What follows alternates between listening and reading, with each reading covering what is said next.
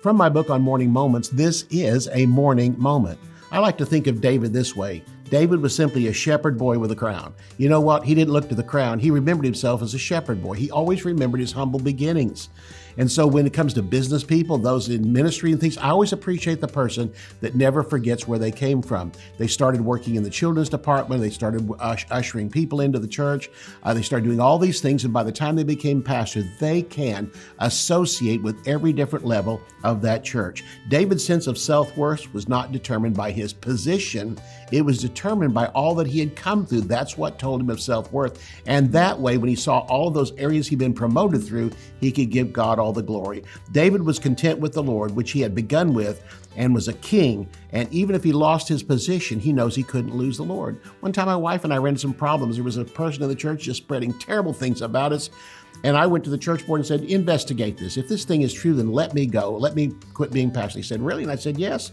I'm not going to defend myself in this one. You can do it. They investigated. My wife actually said during that time, she said, but what if we lost the church and all the things that we have? And I said, honey, I began with God and I began with you. And look at all these other things that have been added since then. I'm not going to lose God, and I know I'm not going to lose you. So all these things we would lose, God can get it back again. Again, it comes back to that. We have to remember our humble beginnings and all the things that we have. It's simply that God has promoted and given to us. David was happy as a shepherd boy. He was then later happy when he conquered Goliath. He was happy as a servant of Saul. Later on, he was a fugitive. But back in the cave of Adullam, he came to himself and David became content. Even though he was running from the king, his life was in danger, he was still content.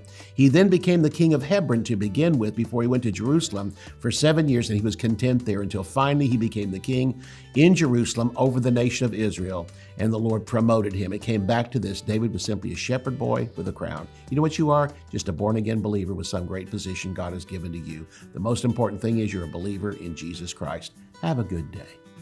There is no better way to start your day than a few moments spent with Jesus. Morning Moments is a compilation of teachings by Pastor Bob Yandian that will inspire and impart God's truth to your heart in just a few moments each day.